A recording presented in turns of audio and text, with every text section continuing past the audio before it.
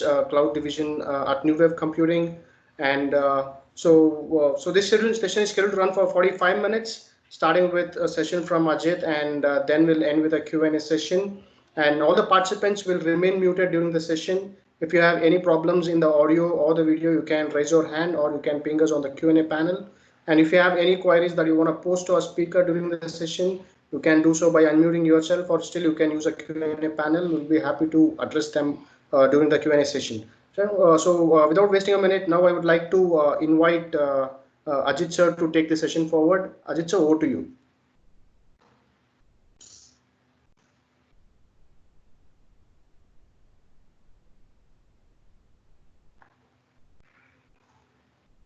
Hello. Ajit sir, can you hear me? Hello.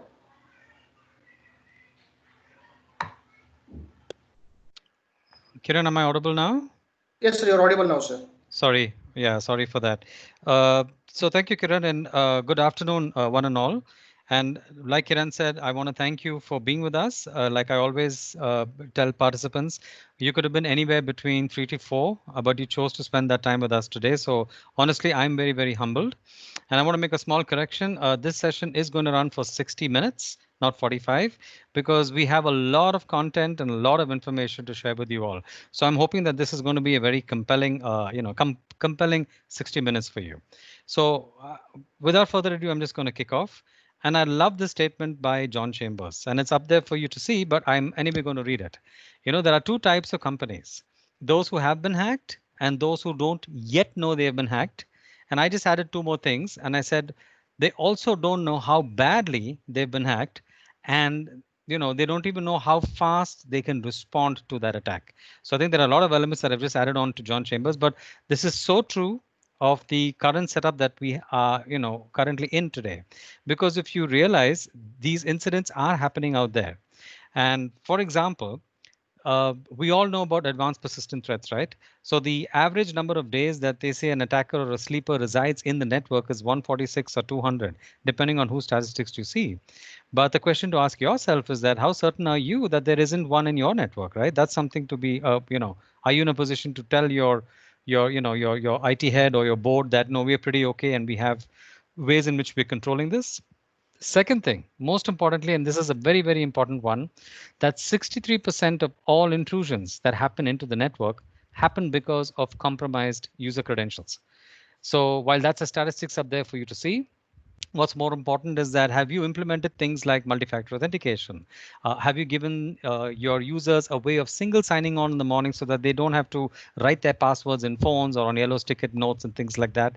And have you also set up something like a dynamic conditional access policy for users where it's not just statically defined, but at the time when a user logs in, where is he coming in from, what location it is, which app does he want, is it a managed or unmanaged device? I need to take the call or the access call at that time, right? We're going to talk about that. We're going to tell you what Microsoft has in that space. But the point is, this is the single most important, I would say, leak hole in the whole security today, right? And we'll see why. Then there's another third element where they talk about, of course, the average cost of a data breach is 3.8 million. And in fact, I was talking to one of the CIOs of a pharma company in Bangalore, and we were discussing in terms of what is the cost of a breach to him.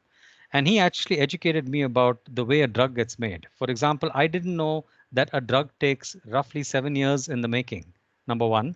Two is that it cost $1 billion, right? B for billion, B for Bangalore, B for billion, right? That's the kind of expense that they have. So he says that if any time in the life cycle of that development, if any of our formulae, any of our test results gets compromised or get taken away, right, that's a huge, huge loss for us because we've already invested so much up to that point. So the question to you is, what is the cost of a data breach in your organization today? Because everybody talks about, let's secure the networks and let's secure even the applications. But actually speaking, application is only the medium through which we all get access to our data. And actually, that is the golden bucket, so to speak, that everybody's trying to protect. Not so much the apps, but the data that it generates, right? So the question is, are you aware of where your, I would say, family jewels are? Those applications which are super critical for you, right? Are you protecting those apps, and therefore are you also protecting that data, right? So that you know that if something gets lost from there, it's going to cost your company big time, right? So this is happening. And in fact, day before yesterday, I saw this little note on the CIO.com site. And in fact, it is updated there as of July 29th, where the Indian companies on average, right, they lose about 14 crore per data breach. This is a study done by IBM for India. So it is happening here. While we have worldwide statistics, but it is happening whether you like it or not, whether you know it or not, it is actually happening there, right? And why is this happening? And it's really because of this push of everybody trying to bring digital transformation into their whole game. And digital really is expanding the data center edge because it calls for massive collaboration between partners, customers, suppliers, whole lot of people there, right? So in the earlier days, 20 years ago, right, the perimeter of your network, so to speak, was the four walls of your data center room, where your servers were there and your end users had literally physical desktops on the desktop. And if Kiran or Ajit didn't come in today to log in, I know that Kiran and Ajit are not going to access my applications, because to do so they need to walk into the office, sit at that desk, because they all had a PC under the table, and they would connect, right? So in that sense of the word, my perimeter really was the four walls literally of my office, right? But slowly, with mobility coming in, as we all know, those users now begin to go out of sight, right? You don't see them. You don't see them at all. So the moment I can't even see a user, then what happens is that I need to be very clear that you are who you say you are. So identity becomes the pivot, right? So not only that, now you're coming in not with the desktop PC that I used to give you under the table. You're now using a device that I may or may not know, right? So I need to be able to manage that device.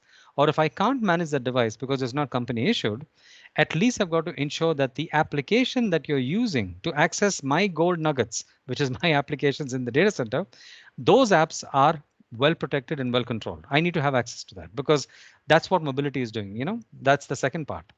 The third part of the puzzle, or the third part of the problem that the IT guy faces, is that these users who are now out of sight, right, working on devices that I don't control, are now beginning to maybe inadvertently share data, which is very critical to the organization, might be inadvertently sharing it with people.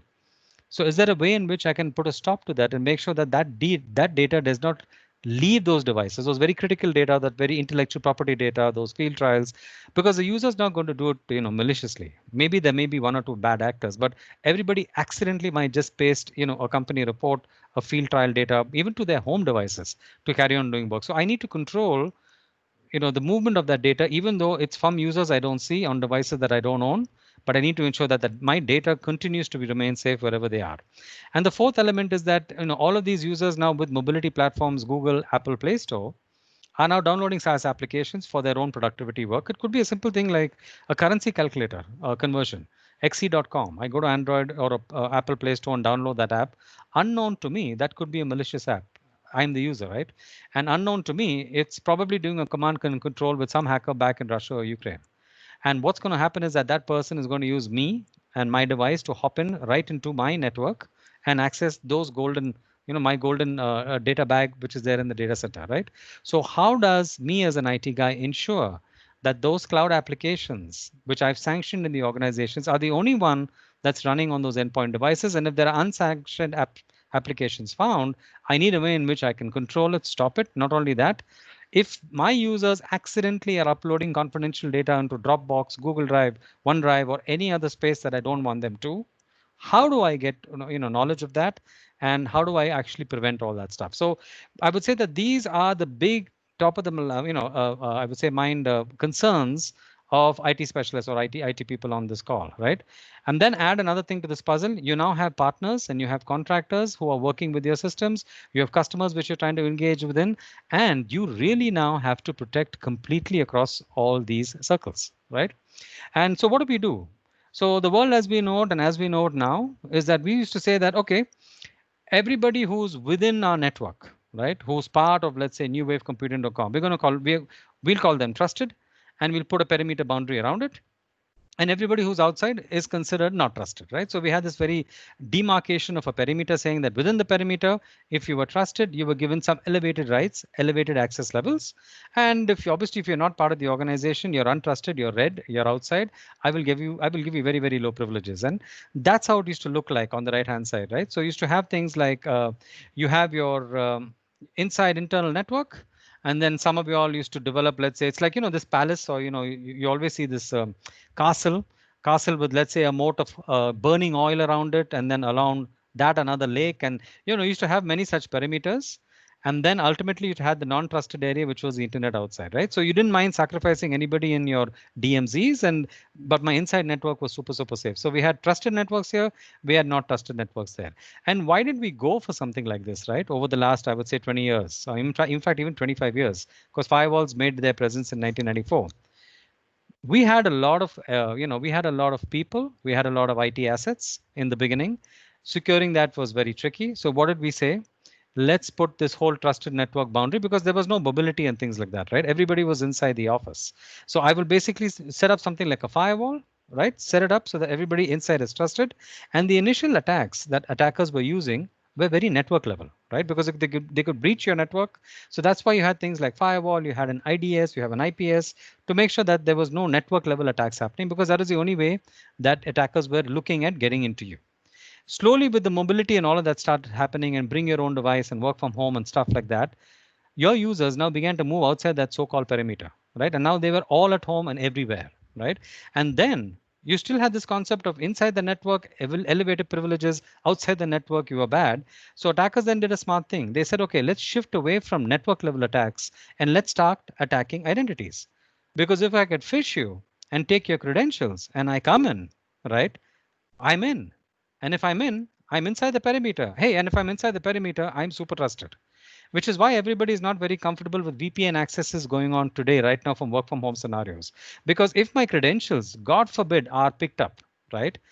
Moment the credential is picked up, I'm setting up a VPN tunnel from my location straight into your network. And once I have that access into the network, who's stopping me? Because I'm a trusted individual now, right? So that's why a lot of people are not comfortable with now these VPN accesses is slowly becoming a thing of the, people want to move away from that, because that's not a very flexible way of dealing with identity level attacks that we are seeing now, not only just the network level attacks, right? So with identity kind of being hacked, right? Attackers are getting into the network and assets are leaving that network. And really what's at the heart of all of this massive problems that we are seeing is digital collaboration, and the fact that you can no longer tell me that the security team can't tell me that I can't connect with my customer. I can't connect with my supplier. I can't allow third party power. You cannot do that anymore, because security cannot become a barrier for business, for business edge and for business differentiation. In fact, the business people want security to be as transparent as possible. Number one, security should not get in the way of their digital transformation platforms. Yet security has to do what it says. Right. So there's this question of setting up VPN, and it's a slightly older way of actually dealing with this, right? So that whole problem is being, like I said, accelerated by the digital transformation story. And what is our reality today right now? We realize that attackers are using identity now, right, to bypass network controls. Number two is that just passwords we know are not enough. And in fact, you'll realize that just setting up the first step towards controlling this, if we just set up a multi-factor authentication, 99.6% of those identity thefts are actually blocked, right? That's if somebody says, where do I start? I mean, when we talk about that as we go along, but MFA is super, super strong way of starting the journey towards that. And of course, we also realize that your identities are being used outside the network. They're no more just inside anymore, right? So I want you to remember the 63%, because 63% of all network intrusions we know are due to these compromised identities, right? So the whole scenario, the whole changing scenario now is a couple of things. Number one, we are meeting customers who say that they no more have an on-premise data center anymore. They've actually moved a significant amount of their, I would say, business production workloads to cloud. Number one, when I say cloud, they could be actually rehosting, refactoring those applications in a private cloud of their own, in terms of in Amazon or in Azure, or they are using SaaS-based production-based applications to continue, right? So we were talking to a customer who had a number of branches across the country, and in January they were, they had MPLS network, they had set up everything, and of course they had moved their applications to the cloud, but all users were coming into the office. So they started doing, they had MPLS, and they said no more MPLS now because it's all straight to the internet. They started rolling out an SD-WAN sort of implementation, and they stopped that when this COVID hit, because they realized there's nobody at the branches anymore accessing. Where are people coming in from? People are now coming in from their homes. And now he's in a quandary right now, because he doesn't really have an endpoint work from home kind of a different. You can't be setting up VPN tunnels, right, to all these SaaS. You can't. So we are in conversation of him of saying that let's pivot around identity as the control plane now, in this new world where they are not in your office, they are not in their houses, they're everywhere, right? So your perimeter, in a sense, some people are also talking about, is the perimeter, still relevant in today's conversations? That's a bit controversial, but we'll talk about that, right?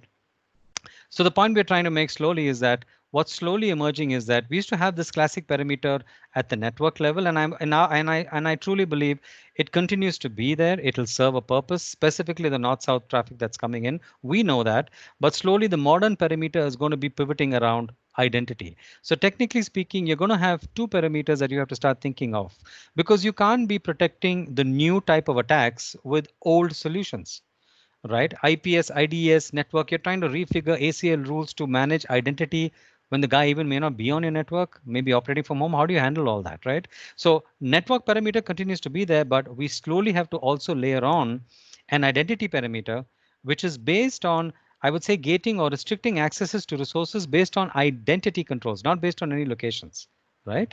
So this is the new security paradigm that I just wanted to briefly lay down as a background, that identity now is the new firewall. Before, you were thinking that the firewall was that edge FortiGate appliance or Palo Alto or checkpoint appliance that you had in your perimeter. Well, guess what? Your perimeter now is the person who's actually somewhere in a cafe. And if his identity is getting breached, he's coming in. So therefore, identity of the person is a super new firewall. What are you doing about that? Number one. Two is devices are the new perimeter. I mean, before, earlier on, your server storage, which was, you had about 20, 30, 40 servers in your data center, they were your perimeter in a sense. But today, my users with their devices in hand, those devices, be it an iPad or a tablet or a phone, is the new perimeter that I need to sort of look after, right? I have got to defend against, because again, hackers might want to hop off from that device alone. And the third change that's happening in this whole security game is that I have to assume breach. I have to assume that I am breached. I'll give an analogy to this. Took me a little time to understand that concept, but I found this analogy on the internet, nothing original. So I'm going to share it with you. You see, when, you have, I'm sure a lot of you on the call, some of y'all are probably living in independent houses, right? And some of y'all are living in a gated community or living in a set of flats, large set of flats. You see, for a person who's living in a gated community or a large set of flats, right? When they leave and they go out, for example, they're not necessarily so concerned about locking the back door, locking the side doors, because this is a gated community, it has security. So I'm assuming that I'm not getting breached. And that's, that's okay. I can just leave my place and go. Even if I forgot to do the back door, it's okay. Guards are there, perimeters there, lots of people around. But when you have your independent house, right, and you are leaving to go out for dinner, you're going to lock the front door, the back door, the gate. You're going to make sure double locks are there, because you are assuming that you will be breached when you leave, right?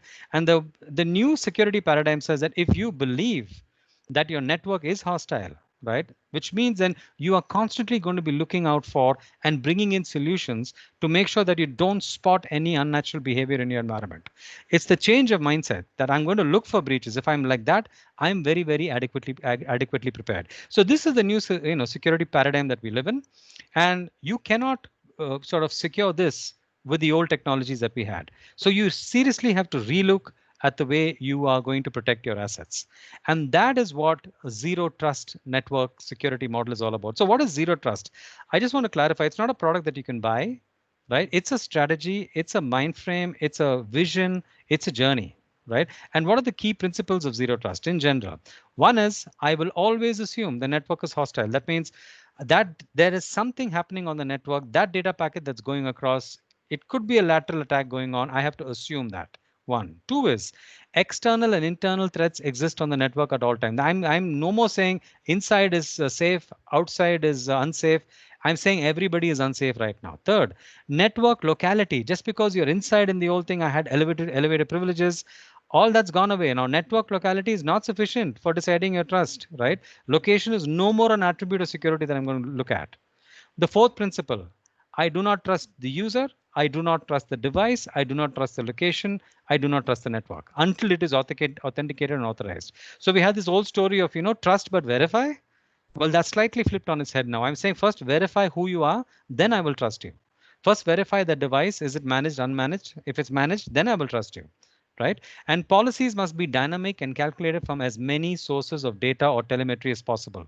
So I was remember I was talking to you about the fact that if I, as a person logging in from Bangalore, right, in this country and wanting to get this access to my application, allow, But supposing I'm flying in, let's say, Emirates, and this is a real example, flying in Emirates, and I'm logging into my same application in Bangalore, but this aircraft happens to be flying over Russia or Ukraine, and there is such a policy which is dynamic or contextual in nature that says, if you're coming in from that location, but you are Ajit and you're logging rightly into the Bangalore data center and rightly to that application, I can't give you access because your location doesn't allow me to. And this actually happened to one of the MDs.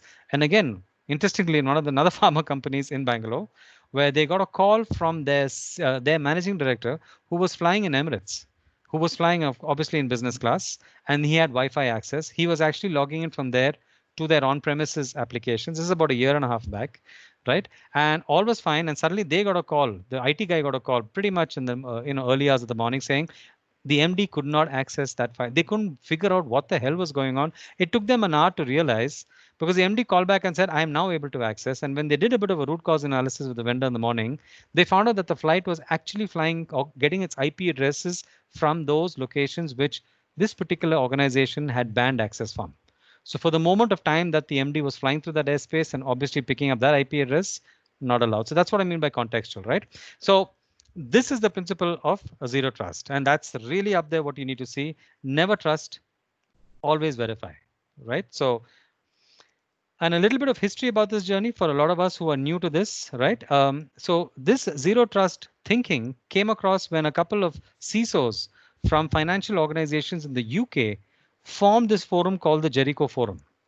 And the Jericho Forum said that because they were from financial institutions and they were sick and tired of throwing money behind securing all these, attacks that were happening, and they came out with this idea of we should treat everything as hostile. I mean, a simple idea that they came back with. And Forrester actually coined the term in 2010, right? Calling it zero trust. And in fact, Google picked up that whole philosophy, but using network level, I would say network level construct. It was very complicated for them to do it. It took them close to about 7 years, right, to bring that out. And they published the way that they implemented zero trust in a document called BeyondCorp, and they made it available everywhere, right? So they did a network level kind of a zero trust model, which is very difficult to implement. And Microsoft and a lot of other companies have actually taken the identity based way of going. So I would say touch point with this whole concept of zero trust started in 2014 when we advocated this assume breach model. We started bringing conditional access in later, and of course things like passwordless and hello and using your face as a way to come in, etc. Passwordless way of logging in is the journey that we are on, right? So Google's was very clear. If you look at their document called BeyondCorp, it says connecting from a particular network must not determine which services you're going to access, because access to service is granted based on understanding of you and your device. And all access to services must be authenticated, authorized, and encrypted. This is the foundation on which they built their access. Because you also think about it now. Are you having people who are accessing on-premise applications? You're having people who are accessing SaaS applications. Some of your applications have moved to AWS. In fact, in the example that I talked about, guys moved everything onto AWS. So what is this IPsec VPN and what is the VPN going to do if I'm trying to tell it come into the network on premise? For what? I cannot do that. I cannot allow that to happen, right? Because I could be anywhere and I can't keep coming all the time in to our network to set up a tunnel and then go out to the cloud. Can't do that, right? You're going to be very obstructing to the business, right? So you need to really change the way you're actually protecting those assets, right? So if I look at, and we are still on the topic of zero trust, if I have to compare the old way and the new way of doing it, and I say old and new meaning not one is better than the other, they will coexist for some time, but the network level way of doing zero trust was taking the control plane as network level connections. But in the identity story, where we are trying to put the zero trust around identity, we are saying that access, your identity, is going to be the determinant factor of getting in, right? Number two, we use micro-segmentation on a network level of implementation of zero trust, right? So we literally start micro-segmenting it almost to an IP address, almost to a server, like this server cannot access to that server, etc. Whereas on an identity-based zero trust model, I use your identity as a way to get in, right? And it is defined by your authentication, strong or weak authentication, who's authorized you, from where you're coming, etc. And I coexist with the network perimeter. You don't have to replace me. All I'm saying is you continue to do your network level protection, but whether I have access to on-premise apps, cloud apps, SaaS apps is not going to be determined by that network piece. Because let me tell you, how do you control, how can you do micro segmentation of Salesforce CRM? You can't. You can't do anything with regard to those SaaS-based applications at a network level. Yes, when you have your own data center on AWS, Azure, to that extent, you can do segmentation. So identity is going to beat network level segmentation hands up, especially in this new world when we're accessing stuff all over the place, right? And the scope, again, like I'm talking about, is very limited to network on the network side. Whereas moment I have identity, whether it's SaaS, whether it's on-premise, partner, customers, application access, hey, you grant me access based on who I am, what device I'm coming from, where am I, etc., etc. Take all those signals in and you then say yes or no, and then I have access to stuff. Doesn't have to mean I set up IPsec VPN tunnels to my customers or to my partner networks, right? So the differentiation really is the scope of assets where the zero trust is enforced. It, from an identity perspective, it's everywhere, literally, right? Threat intelligence and signal integration. That means, and we'll see it later from Microsoft's perspective, that I need to be able to grant this access contextually at that time. For example, if your credentials are found on the dark web, let's say at 4:15 p.m. in the evening, and you are logging in at 4:15:01, somebody needs to jump in and say that, hey, Ajit, your credentials have been found out on the dark web right now, right? And therefore, at 4:15 when you logged in was fine, but 4:15:01 when you're trying the same thing, I'm going to now force you to reset your password because it's a very contextual, information or a signal that I've received. So threat intelligence being dynamic and immediate, very, very important. Also, it's going to be based on the way you're behaving. And again, from Microsoft's perspective, if I find that you are logging in from Bangalore at 4:15 and at 4:16 you're logging in from Singapore, there's something very, very wrong. That's one, right? It's atypical travel, cannot do that. Or on the network every day when Ajit, you come at 9 o'clock in the morning, you log into your, your mail, you log into your financial applications because you're part of the finance department and all that's fine. And suddenly on Friday morning, when you log in, I log into my mail, I log into my finance department, and now I'm slowly finding you accessing the M&A server, mergers and acquisitions, or I'm finding you accessing those field trial farmer server where I'm keeping the field trials. That is very atypical behavior of you. So I need to keep a watch on that, right? And of course, the people like Microsoft, for example, have something called the intelligence security graph, where they're getting something like 6.5 trillion signals a day, and they're using machine language to make sense of that to let us know new attack patterns that are happening on a day-to-day basis, and that becomes a signal point when I log in at 4:15:01. Right? We need something like that to happen. So that's a background of the whole Microsoft, I would say, the zero trust security model. I hope you realize that doing it at a network level was one way we did things. But now that the identity people are attacking identities and I'm getting hold of identities, I think identity, we have to set up an identity firewall or an identity perimeter along with the network level parameters to ensure that we are uh, safe, right? And the premise is I don't trust anything. I don't trust the user. I don't trust the device. I don't trust his location. I don't trust the network. You first verify who you are and all of those things before I allow access. This is the new shift that's really beginning to happen because you as a user can be anywhere at this point. On-prem, SaaS, in the customer's network, in your partners accessing those applications. How do I ensure that you are all okay, right? And that's what they talk about. Microsoft is very heavily bent on identity-based zero trust security models. So what are the components of the Microsoft zero trust security models? And before that, what are the principles that they follow? Number one, verify explicitly, always authenticate and authorize. And I will use many signals, user identity, location, the health of the device, has it jailbroken, not jailbroken, what kind of data are you trying to do, etc. Right? Basis that, I will say, okay, I will verify who you are. Second is when you come in, I want to ensure that I just give you just enough time, just enough access, and just in time access. And in fact, sometimes the quickest way to do this is if you want to now start securing stuff, go after the people who have privileged access in your environment, typically your administrators. Quickly put in a just in time and a just enough access policy in there, which we all know says that if I need to do something at a very elevated privilege level, I specifically need to ask for that request. I need to indicate the time that I have, and that's what I'm going to be granted. It's not going to be that since Ajit is a new administrator in this company, my username and password is constantly there. No, so you can put just in time and just enough access to everyone who's coming in. Only give him exactly what he wants. So he says who he was, great. He authenticated his device, great. Where is he coming to? Give him that amount of privilege only. And of course, as I say, always assume that you're getting breached. That means you're watching for funny behavior. You might want to use network level micro segmentation to make sure that your blast radius, if something gets compromised, in spite of all that we put on, The blast radius is actually only restricted to that one server, two server, or that application, and not impacting the other 100 servers in the data center, right? That's one part. Of course, the other part is make sure that all your sessions which you're doing on the network is encrypted, and get, obviously have analytics to watch what's going on. So the principles that Microsoft uses are very simple: verify explicitly, least privilege, and we will assume breach, right? And the way that the zero trust from Microsoft works is based on access control. Very simple. They say, I will take any signal that comes either from a device based on its threat, based on its whether it's jailbroken or not managed, based on user risk, right? And of course, I will look at behavior analytics and who's this user, where is he coming from, what is he doing? I pick up all those signals and he wants to access some application, right? So then I'm going to make some sort of a decision to either allow him, or I'm not too sure.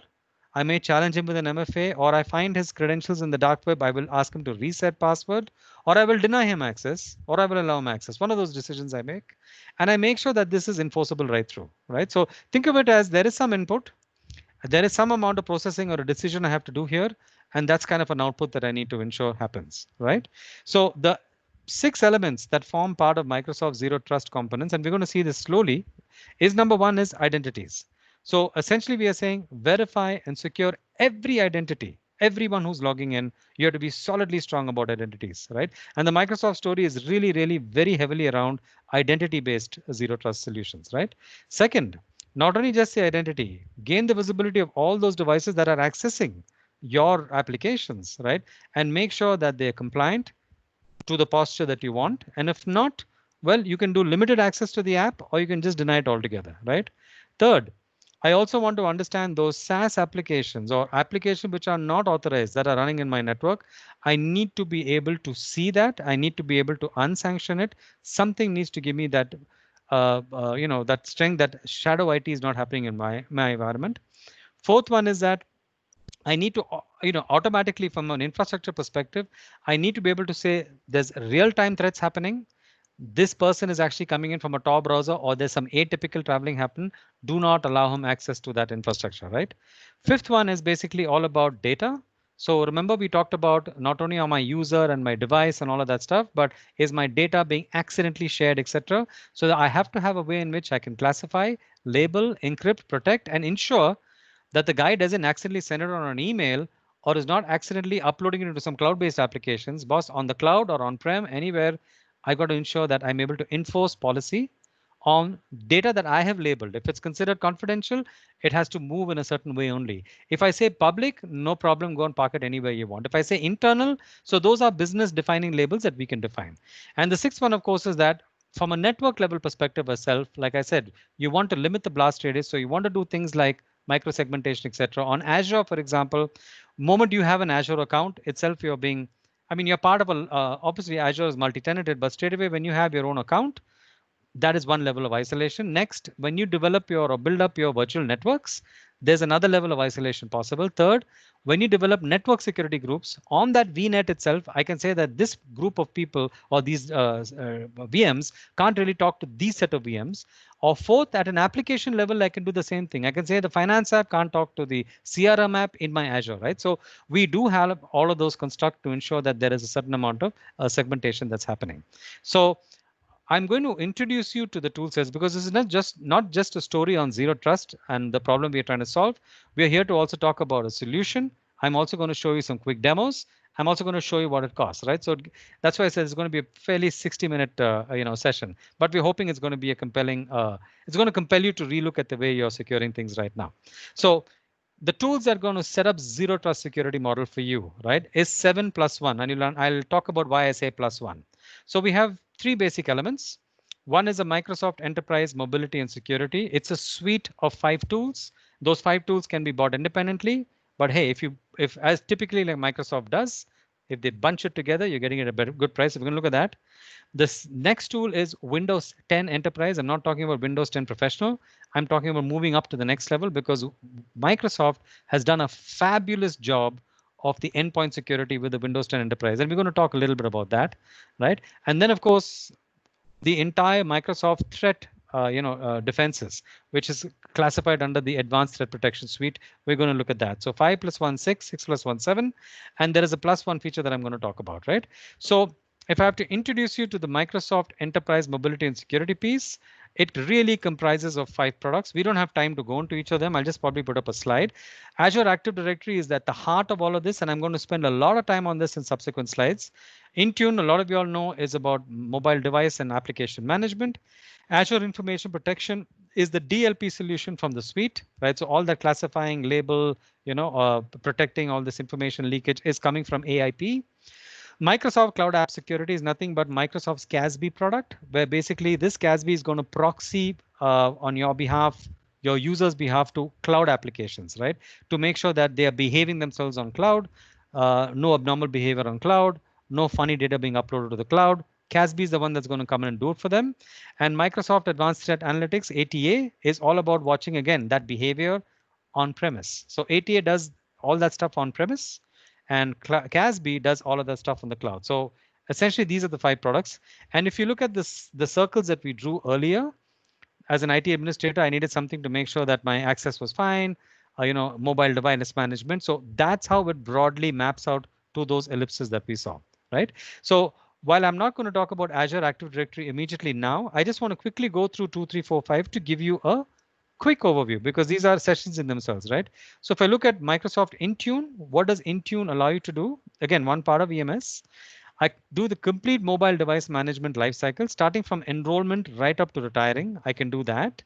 And I can also do those mobile application management. So a lot of people, if you're saying BYOD, then a lot of employees don't allow you to manage their devices. But then I need to manage my application on their devices. So so Intune also allows you to do, right, again, application lifecycle management, that is provisioning it, patching it over the air, retiring it, all of that good stuff is done with Intune. And you do it to company managed devices or employee managed devices, or even third party contractors who are coming in for a short period of time. You can have those, whatever their endpoints, also under control. Microsoft Intune does that, right? That's just one thing on Intune. And really, Intune, what it does is it does a lot of checks, right, on that device, and it actually gives that information back in a sense to Azure, right? So for example, I'm going to talk about all of these security features that Windows 10 has as a device, right? But essentially, Microsoft Intune picks up all of this telemetry from that end fellow's device, and that can actually become input into Azure AD, which then tells them if the device is compliant. Azure AD will say go ahead and access, don't access. Or if Intune finds that the device is not in a compliant state, well, that becomes a signal for Azure AD to do something else. But all I'm saying is your endpoint devices feed into Intune, Intune then feeds into Azure AD, and that becomes a decision critical point for you, right? The third element of EMS is Azure Information Protection, essentially a solution where I'm able to classify my data based on content that I have. Next, I give it a label depending on whatever business label you want. And moment I do that, I'm going to encrypt that document and put a certain level of access policy on it and make sure that that policy is enforced. And wherever that document moves in the ecosystem, I'm going to be able to track it. And I'm also going to be in a position to revoke it, right? This can be done at a user level, or this can be done at a very company level. So ensuring that very important data is subject to different policies, and that's being automatically enforced while I sleep, for example, in the night, right? The other element is Microsoft Advanced Threat Analytics, or it's something like behaviors, right? So like I just talked about my example, if you have ATA looking over your entire network, it's going to tell you that Kiran came in and, hey, there is some funny behavior from his machine, or he came in with a different machine, never his pattern. He was always logging with a Lenovo. He's coming with an HP. It's a change from his behavior. He was okay yesterday. He's not okay today. And I'm flagging that off for you. So ATA does all of those things on premise, right? And CASB, beautiful product. Again, Microsoft acquisition about 2.5 years back. CASB basically does 3 things. Number one is all your users that are here, whether they work from home, coming from the office, wherever it is, moment they're going to these public graded applications straight from home. And today that's the problem. People are going straight from their home on broadbands, right?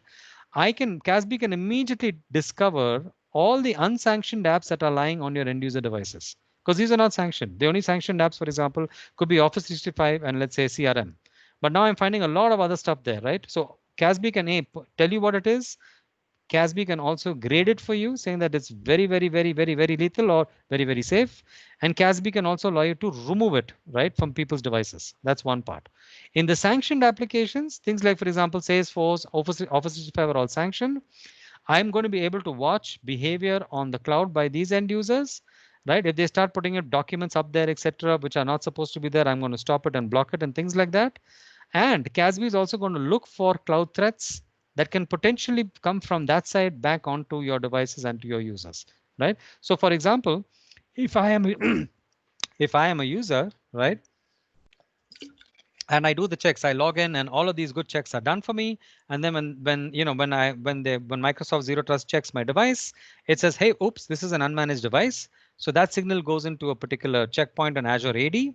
Azure AD then says, hey, okay, it's not completely green. I will give him a conditional access. So maybe I might ask him to do an MFA, maybe reset passwords, etc. And then basis that, I will either allow or deny any app, right? So CASB can actually come in that way as well. Or you are trying to upload something to Box or to your Google Drive or to your OneDrive, right? And suddenly CASB realizes that, hey, either it comes with AIP label on, or CASB also is able to slap the label on and say, this is confidential information, right? And he realizes that the user is trying to share that data with somebody else, which is not supposed to be allowed. Immediately the admin gets an alert, and this is all about preventing sensitive files in the cloud. So CASB is the solution that protects you on the cloud. Microsoft ATA is protecting you on premise. Azure Information Protection is what does all that data classification. And Intune is actually looking at your devices and things, right? So again, with CASB, works very, very beautifully. Here's a person wanting to access his box. That request goes to Azure Active Directory. Then with whatever telemetry comes in, it seems risky.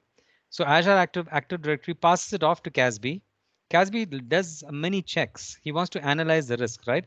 So he checks the device compliance with Intune. And if there is something wrong, he's going to enforce a particular policy. He's going to protect downloads from unmanaged devices, right? Or he checks the user behavior and he finds that there is something funny going on with the behavior. So then he's going to deny, not allow, right? Or he checks the user organizations, right? That is, this particular is when this, who's this user accessing the document? Is it Ajit from New Wave? He can access it. But if it's Kiran coming from a third party organization, he's only going to be able to read it, right? Or I'm going to check the location. And if I find that this is coming from a very unfamiliar location, right? CASB is going to jump in working with Azure Active Directory to make sure that we say yes or no to Box. So CASB works with Azure Active Directory, CASB works with Azure Information Protection, CASB works with Microsoft Intune, and all of those things comes in to give you the contextual access that I spoke to you right about. It cannot be very statically defined identity control, right? So EMS really is comprised of these 5 elements. Azure Active Directory, which I said I'm going to speak extensively about after this. Number 2 is basically going, so Active Directory is single sign-on, and we're going to see all of that stuff. Intune is all about devices and management, right? 3 is the data protection that you're going to have. 4 is protection in the cloud and funny behavior and abnormal behavior on the cloud. And 5 is all about funny behavior, abnormal accesses going on premise, right? So you can buy these products independently, depending on where you want to start, or it comes together as EMS, right? So that's the EMS suite. Again, I'm going to come back to Azure AD later. Hang on. The next element is Windows 10, right? Because 5 of those elements we just saw, right? The 6th element is Windows 10. And Windows 10 Enterprise, there are 2 versions of it. There's an E3 version and there's an E5 version. First thing I want to tell you is, I don't know how many of you all know that Windows 10 is actually virtualization based security, which means you're running Hyper-V VMs underneath the Windows 10, your Windows 10 desktop. I'm sure a lot of you all didn't know that, right? Where your kernel and your code is in one VM, all your applications and all your credentials are stored in separate VMs. So things like Credential Guard, for example, it's actually stored in a separate VM. So if you have something happening on another application, or a malware has been, or an attacker is able to compromise one application which is in that VM doesn't cross over into your Credential Guard VM and pick up your username and passwords, for example. Microsoft has also worked with Intel, and they have been able to now push down those credentials into silicon, because the philosophy saying is that if username and passwords are still in software, it's still gettable by the hacker. But if I'm able to push it into silicon, into Intel chipsets, and hold it there in hardware, if the person wants those username and password, he has to come physically, literally connect a USB or a serial port and take the data out, or take those details out. Very, very difficult. If I look at App Locker, I'm what my Windows 10 has done, saying that only authorized apps will run. Moment I try to run, somebody's trying to run another application, it's going to pop up saying, "Hey, are you authorizing this? Yes or no?" Right? And if I look at Device Guard, it's even running if he finds funny kernel processes beginning to kick off, which is not part of the baseline, you will get alerted immediately, right? But more importantly, the E5 version of this Windows 10 also comes with advanced threat protection. Again, ATP is a session by itself for about 45 minutes, but Windows Defender ATP is all about behavior-based attack detection, right? So it starts with vulnerability. And one thing about Windows Defender ATP, it's built into Windows 10. There's nothing to install, like another antivirus agent, nothing there. This is built in. So it starts from in terms of telling you how vulnerable your system is, telling you to shut down. When I say vulnerability, it could be that you have to patch a few things, you got to change a few configs because it's, at this point in time, you're vulnerable. Attack surface reduction techniques, right? It comes with the next generation antivirus. So it's not just about AV, it's actually the EDR solution, which is the endpoint detection and response. What we are saying there is no more just an antivirus database file. We're going to watch people who are on this machine, their behavior, and accordingly stop or allow, right? And if there's a breach of some sort, then there's an auto investigation and remediation capability. Solidly great stuff in the ATP version of Windows 10 Enterprise. So that comes in the E5 version, but I just want to say that this is built in. This is not bolted on at all, right? And when I talk about the seventh element, which was the Microsoft Threat Protection family, this is really about these three products coming and working together, right? The O365 ATP, for a lot of y'all on the call who are already Office 365 users, y'all are aware of this, right? In a sense that if there is what Office 365 ATP does, it protects you from malicious attachments and malicious links that are sent in your email, right? So ATP will quickly open up the attachment or the link in a small detonation chamber, make sure it's behaving itself. If it's a file that an attachment that's misbehaving, it'll strip it and inform your administrator. Or if it's a link that's taking you not to the so-called site it's supposed to, again, it's going to be stripped out and you're going to be informed. So ATP says any threats coming in from the email side of the house, I'm going to protect. But if something is going to come and land on your machine, right, and really start doing an exploitation and set up a command control, typically like advanced persistent threat attacks, I have Windows Defender ATP watching my endpoint. And of course, if I go to the cloud, the same set of activity in terms of watching my behavior in the cloud, people are uploading, documents that are confidential to Dropbox. It doesn't have to be only to OneDrive. It could be anywhere. CASB goes and proxies all of those requests and says, hang on, you're breaching your company policy. I stop your behavior over there. So the Microsoft Threat Protection family really comes together, and we'll see how that happens, right? So all of these three things together is what your Advanced Threat Protection family is all about. And that plus one that I spoke about, right? The plus one was really all about this Microsoft Threat Protection. It's actually Microsoft's cyber defense group that's working at the back, right? And the thing about it is every day or every month, this is the kind of telemetry of information that Microsoft is gathering. For example, 400 billion emails analyzed, for example, out there, right? 6.5 trillion threat signals analyzed daily. Crazy. I can't even say it, right? 450 billion authentications happening, monthly authentications happening. What are we saying here? Essentially, Microsoft is a golden, I would say, bucket of action happening on the internet, because not only do they run the enterprise part of the story, they also run the consumer side, which is Xbox. So a lot of attacks and all the funny things that are happening, they actually bubble that into your Microsoft Intelligent Security Graph, right? So remember, I promised you about Azure Active Directory. I'm going to come and talk about this a little more, right? So those are the, I would just say those are the 6+1 or the 7+1 tools that we saw. I'm just getting into Azure Active Directory here a little more, right? So Azure Active Directory, massive adoption around the world, right? And I'm going to look at three elements of Azure Active Directory, which you will like. First is in terms of secure authentication. Secure authentication, all we are saying is username and passwords a problem, right? So can we get into a scenario where you can implement multi-factor authentications, or I remove passwords completely out of the game? I use things like a Microsoft Authenticator, which is the app, right, to get your OTP and things on your mobile app, or I use Windows Hello, just use my face as a way to get in, right? All of this good stuff is actually, supported by Azure Active Directory. And look at the statistics on the right-hand side here. That says if you just implement MFA, a lot of those leakages that we spoke about are taken care of, right? Next, we're saying go passwordless. Try and this whole thing of Windows Hello or fingerprint scanning or biometric scanning is actually gaining a lot of pace, right?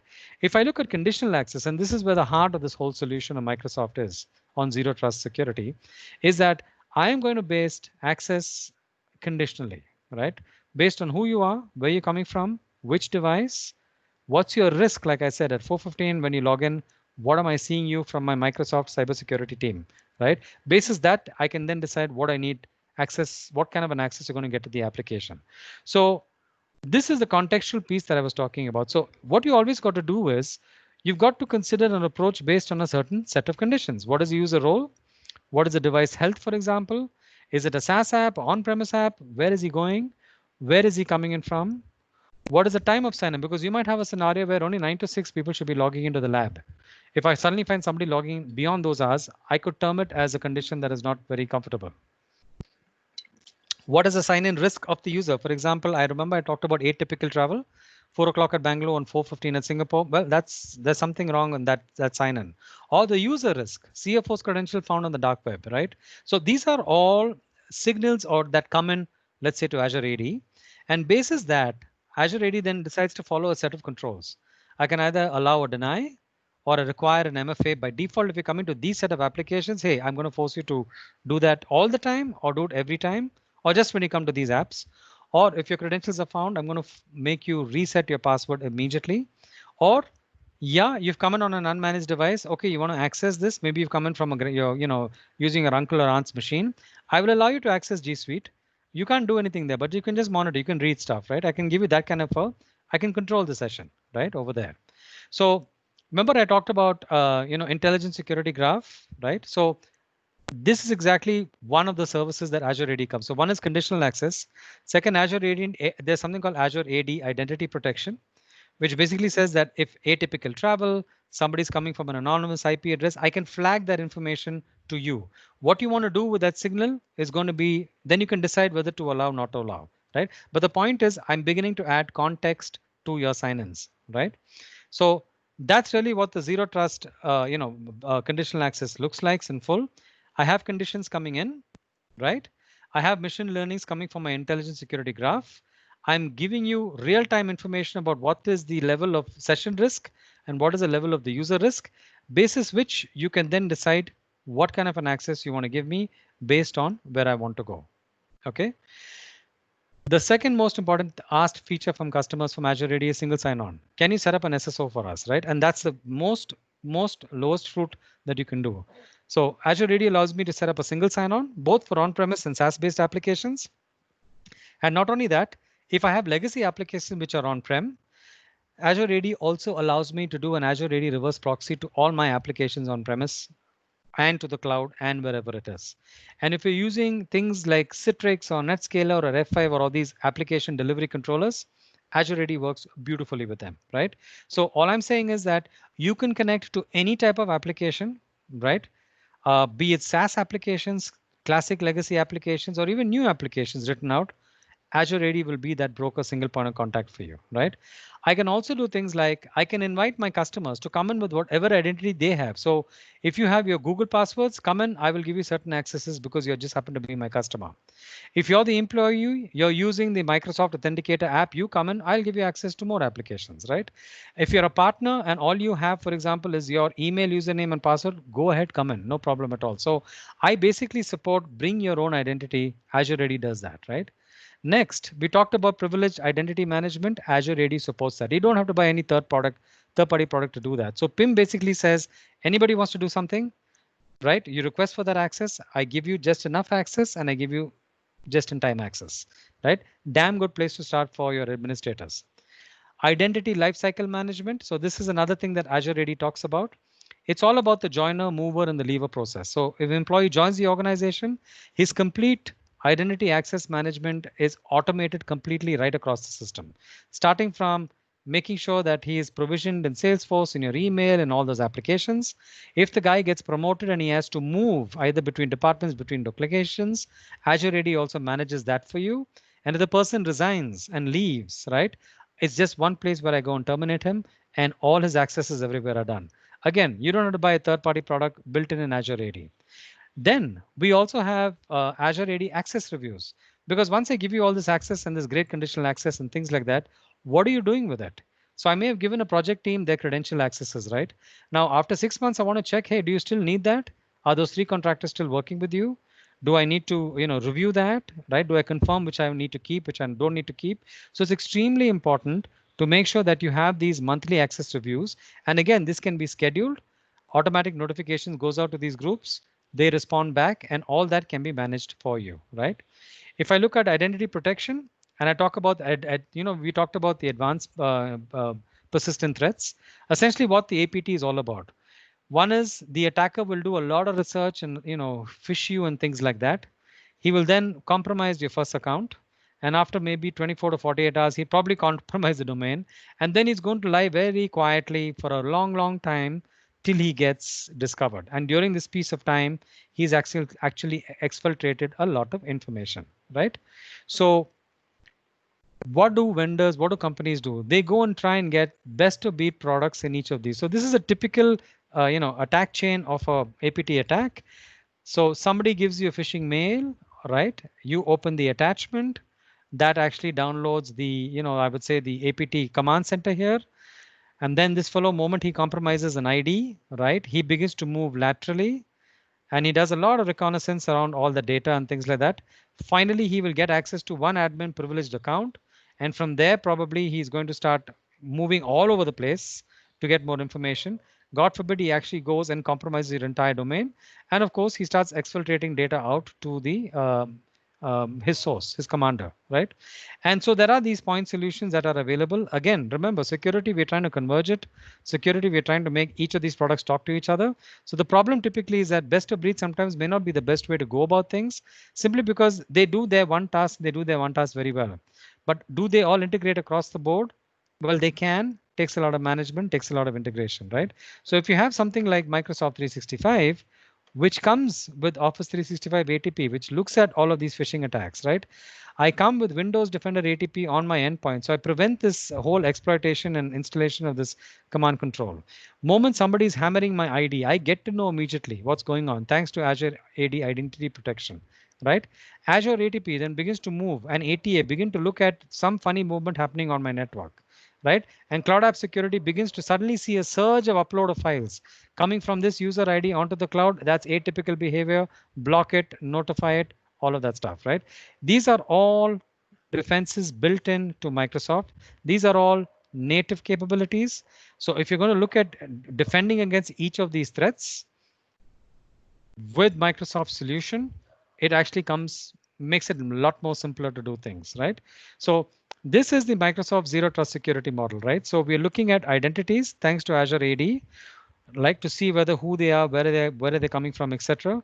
We are looking at the entire device story, managed, unmanaged, allow, don't allow, risky, not risky. I'm getting my intelligent threat information coming from Microsoft in, basis which I'm making a policy decision, whether to, access to data, classify it, give it a label, right? Or allow apps access to SaaS and on-premise apps, or even access to cloud, right? All of that will be determined based on all of these signals that we are getting, right? So when I say choose your entry point to Zero Trust with Microsoft, now we're just coming quickly to the tools. It's Windows 10. You can start there. Just make sure that all your endpoints are super, super tight and the device does not become a place where you get compromised. Or second, you can also add in the entire EMS piece that we just spoke about, which is Azure AD over here, which is Intune over here, which is Azure Information Protection over here, and where you had ATA, Advanced Threat Analytics, and the CASB piece here, right? All of this can be bought separately, or you buy them together as an EMS piece. And for those customers on the call who are already O365 customers, and if you're coming up for your renewals, or even if you're not coming up for your renewals, you can actually add in the Windows 10 and the EMS piece, and you'll get a better deal from Microsoft on that. For people who don't use Microsoft, they're using G Suite or something else, beautiful, because all my demos are going to be based on G Suite. You still want to have the Zero Trust security model, right? You still want to have a very strong endpoint, right? Your collaboration and productivity tool could be something else, doesn't matter. You're equally at open chance to actually deploy this, right? So it's really these two sets of tools that we're talking about. And that's just a bundling. That's why I call it as a B, right? So it's time to break this monotony. I'm going to show you some quick demos, probably going to take 10 minutes more. So the demo one is we have an unmanaged device. He's trying to access an application. I want to set up an MFA challenge, right? So here I am. I'm logging into my G Suite application. Moment I do that, that's when Azure AD jumps in and asks for my username. I give it my password. I've set up MFA, so automatically Azure AD is thrown out an MFA to me. That MFA either comes on my little client that I download on my mobile, or it can also be on my watch, right? I say approve, deny, and then I am allowed in, and I can also put my own banner of terms of use. And there you go. I'm now able to access my Gmail and I'm in, right?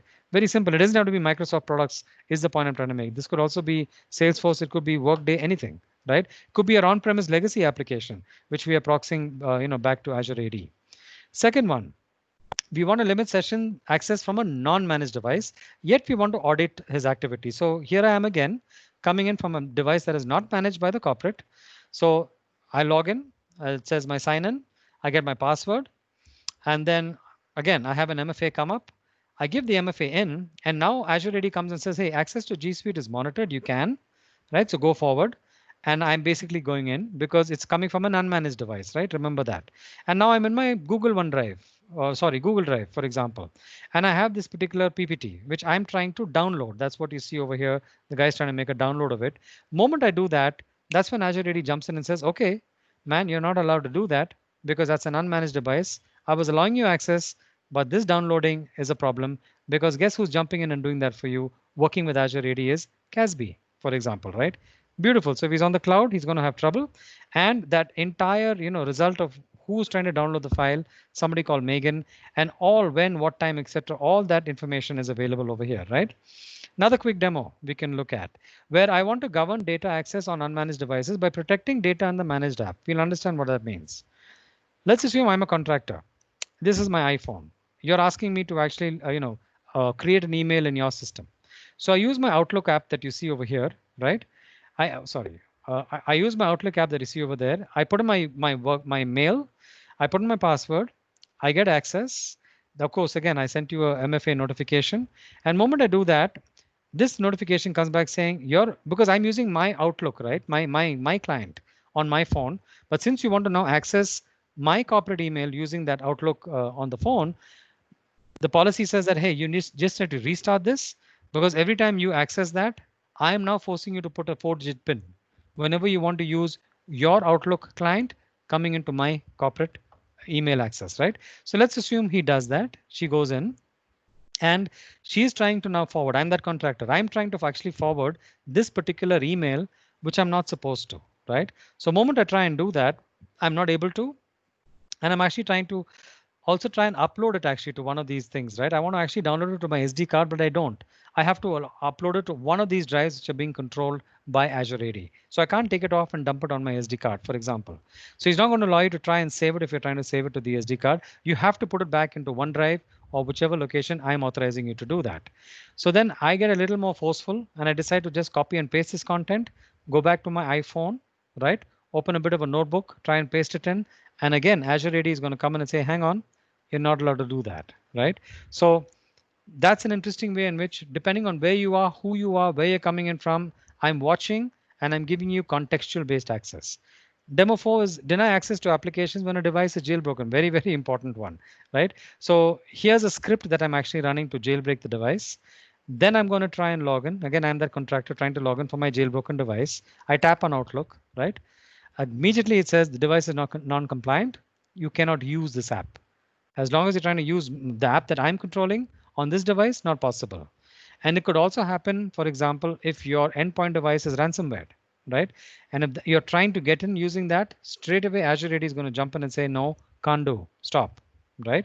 And again, all the telemetry information of whose device was at risk, etc., all that detail is available to you. And for example, here we see that Megan Bowen's device was root device detected. And I stopped her from accessing it because remember, at the end of the day, you're trying to control access to the data, right? Very, very important. The last demo is deny access to an application using an anonymous IP address, right? So here we have an app using a Tor browser. He tries to come in. And if you look at the Tor activity, Tor is nothing but hiding my IP address. It's come through Germany, it's going through United Kingdom, it's come to, I think, Romania, and then it's actually logging into my MicrosoftOnline.com. Given my credentials, my sign-in was successful, but again, I've said that coming in from an anonymous IP address is very, very risky behavior. I can restrict I can ask them to reset. I can do a lot of things. In this example, I have restricted access, right? So cloud app security can give me a whole lot of stories, right? Look at what's happening with Megan. She tried to do some downloading a file, she got stopped, right? She tried to log in from an infrequent country a couple of days ago. There again, there was an access from a Tor IP address. Again, an infrequent travel, lot of action happening on Megan. So what I can do is, for example, I can go to Megan and immediately say, I want to, and she's using G Suite, for example, I can immediately say suspend the user. Simple, right? So that's the fun and the power of Azure AD working with Intune, working with AIP, working with CASB, all coming together, ensuring that it's identity based. So you're at home right now in the COVID situation. I'm not setting up IPsec VPN tunnel to the office. No, I'm going straight and logging on to my Salesforce or wherever I am doing, right? If I have CASB, CASB is going to jump in and proxy that access for me. And then Azure AD sitting, in my cloud is going to say, can Ajit do what he's doing at the time he's doing it on the device he's doing it? And yes, allow, don't allow, all of that good stuff is happening. I don't even need to get onto your premise. As in, I don't need to set up IPsec tunnels. Because you realize once I tunnel and access in, and I'm not Ajit, in fact, you're really, really in big trouble because I'm actually now on a network, right? So identity-based zero trust models really, really work. So where do you start? You really start by asking, who are your users? Who are the devices on the network? And if you're really protecting key applications, find out how are they accessing those applications and what are the conditions you require for them to access that and what controls and based on that condition, right? So you have to do a little homework with that, but once you set it up, you can rest very, very easily. So these are the typical use cases that we've seen. I've given it an order of what customers want when they go with EMS or Windows 10 and all that stuff. Is single sign-on, first priority. Next, man, I don't even know which devices I have on the network. I need to get a control of that. And third, these fellows are logging in from everywhere. Conditional access. Can you get this set up for me very, very fast? Answer, very simple. You can start with Azure AD, start with Intune, start with AIP, or pick them all together under EMS. And if you're saying endpoint devices, they have Windows 7, Windows 8.1, change it to Windows 10, right? I want to enhance email security. I want to protect against APT attacks. That's why you bring in the advanced persistent threats or the Microsoft's ATP threat security piece, right? Governance on information sharing, DLP basically, AIP, part of your bundle. We can start working on DLP again. Need to automate the joining, mover, leaver process. Big ask actually, right? Not across all organizations, but people who have a lot of people joining and leaving every month, right? They want to automate that process. Again, don't have to go anywhere else. It's part of it. In fact, part of this is also the privileged identity management, right? So that comes, in a sense, as part of we always discuss this as part of this part 3, right? And of course, Teams. A lot of customers today are using Teams over the last 4 months. That's been a request that's come in. EMS has Teams built into it as well, right? So when I say choose your entry point, whether you're an existing Microsoft customer or you're a new customer on the call, right? I'm going to look at the pricing of each of these and to give you a sense of the pricing. So we know Windows 10 is there. We talked about those capabilities. I also want to bring about one thing about Windows 10 Enterprise. The moment you buy it, you are entitled to run Windows virtual desktops in Azure. What do I mean by that? Is that the entire brokering service that you see there is included with your license. You only have to pay for the VMs that you're burning, right? That's all it is.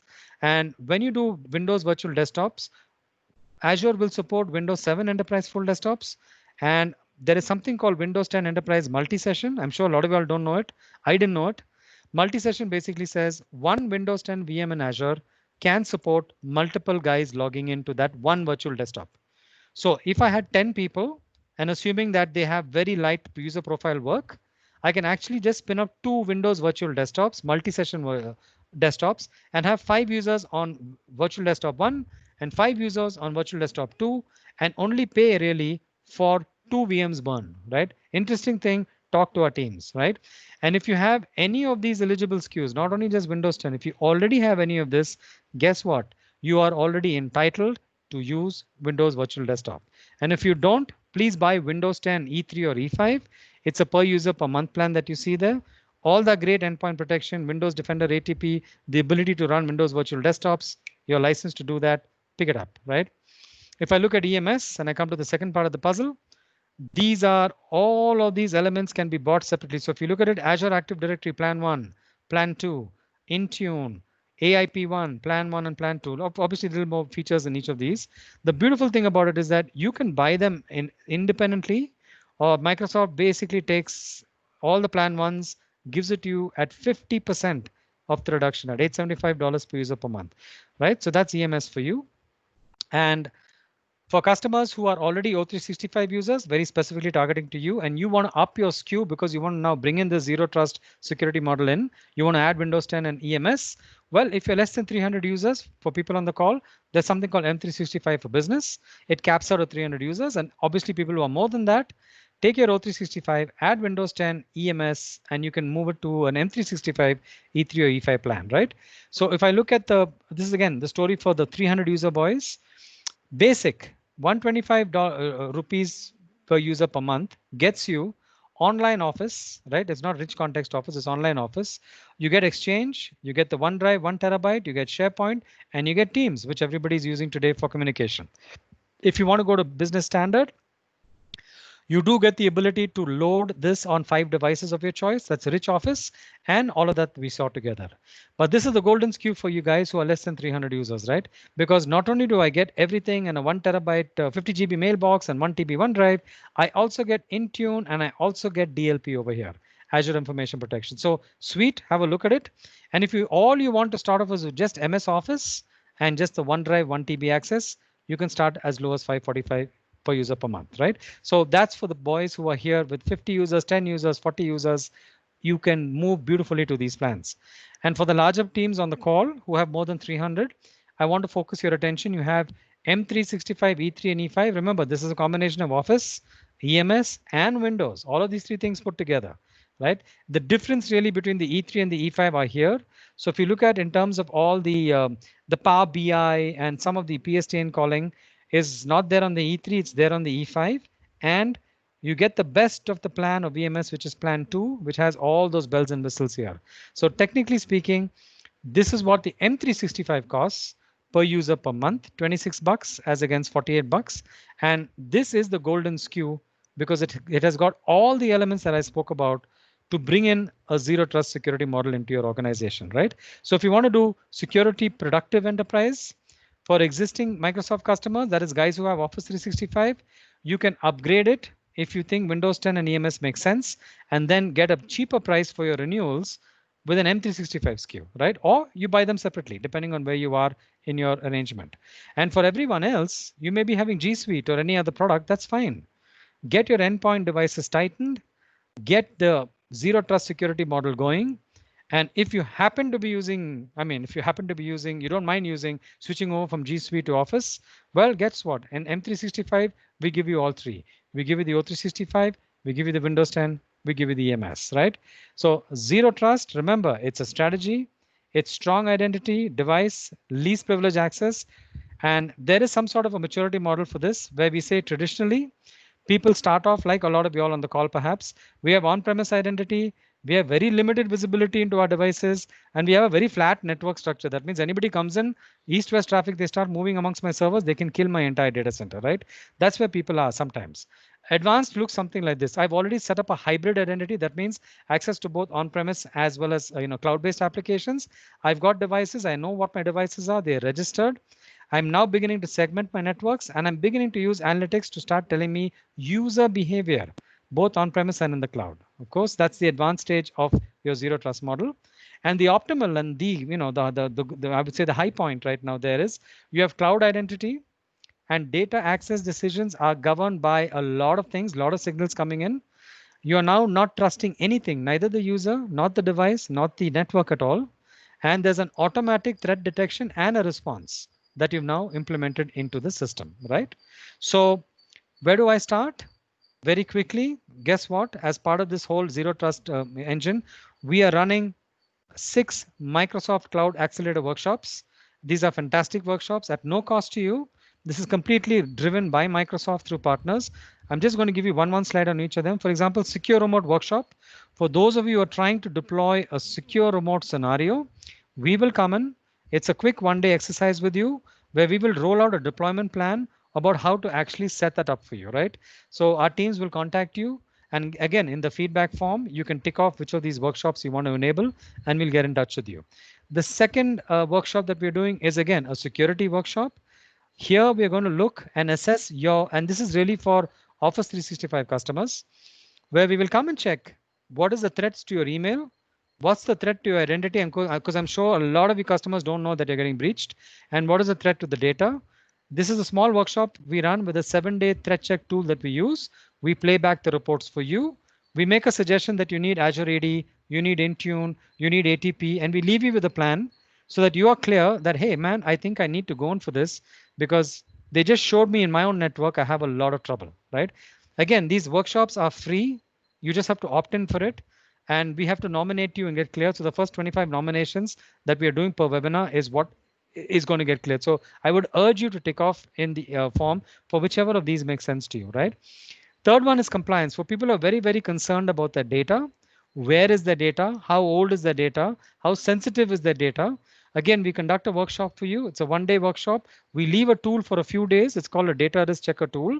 We'll come back and tell you that, hey, you know what? You told us that these particular words were very important for you, right? I mean, it could be the pharma formula or a credit card information or whatever it was. And we ran this data check on your data sets, right? In SharePoint and email and things. And guess what? We found a lot of this information lying in places it shouldn't be. That's a report we share with you. Again, Microsoft tools. We're not using any third-party tools. This will tell you how compliant you are from a data perspective, right? Identity, again, all that we spoke about, we can actually do that. And we'll tell you a score in terms of where we think from a control perspective, how much are you with respect to your peers, right? From this whole identity, access, contextual device. So that whole workshop is run from a Microsoft identity perspective. And for customers who are already using Teams, this particular workshop is not to tell you how to use Teams, but how can we create some tailor-made solutions to to insert along with your Teams. Productivity apps, Power BI, small power apps that we can put into your Teams dashboard so that really becomes a single hub of workspace for your members, right? So I've told you about the problem. I told you about the changing mindsets that are happening. I've talked about the zero trust security model and gone beyond that and shared with you the tool sets that are there. I've shared with you in terms of how you can buy this, right? And I'm telling you, where do you want to start? We are telling you, we'll come and do that workshop with you because believe that you are really in trouble before you go and invest in any of this, right? And this is exactly how you start. So this is not just a philosophy we have. These are actually proved and deployed tools. We have done a lot of projects in Bangalore, Chennai, Hyderabad, where we've deployed EMS, Windows N10, and those typical 10 use cases I showed you is what we've been typically deploying in customer situations. So my last slide, really, closing thought is that the world has changed. It's not some theory. We met customers who said their private data centers are moving to the cloud, right? So what are you doing for access and ensuring that my data is protected, number one? Or second, there are newer software architectures coming. People had virtual machines. Now they're moving to containers. And they're also moving to serverless computing, right? So how are you protecting my access and my data in that sense, right? So this is something that I wanted to think about. We strongly believe that your network level segmentation or perimeter that you have, don't rip and replace, leave it, it's there, right? But that's not enough because you're using old technology to try and sort of, block and secure new ways of working, right? We are just proposing that you use identity as the second parameter that you have to build beyond just a network perimeter to allow collaboration in this new world that we are in. Okay. And that really brings me to the end. I know it's been a long session, but I hope it's been a useful session. A little bit about us as an organization. We've been around for the last 21 years, and we are an edge, core, and a cloud company. That means we provide product, solution, and services under each of these. And we don't just only do zero trust security in Microsoft solutions. We believe that y'all are in one of these transformations. So kindly talk to us because we do have teams and solution architects working in all of these 4 areas, right? So with that, I've come to the end of what we wanted to share with you today. I apologize for going a little beyond. I think I got a little excited in the middle, but I hope it's been a compelling session. And I now hand it off to Kiran to walk us through the end. Kiran, over to you. Thank you so much, Aditya sir. I think that was, even though we overcrossed the time, I think a lot of information was nicely covered in slides. I think so. Now we will. I think since we don't have a time to open up a Q&A session, I think my sales executive will reach out to all of you, those who have already joined, to see how we want to take this conversation forward. As a part of next steps, as Aditya has already mentioned, I'm gonna send out a thank you note where you can give your feedback on today's webinar topic. Please do choose your options accordingly and help us serve you better. So thank you so much, Ajit sir, and thank you all the participants for joining us and making this webinar a successful one. Have a nice day and bye-bye. Thank you. Thank you all. Bye-bye.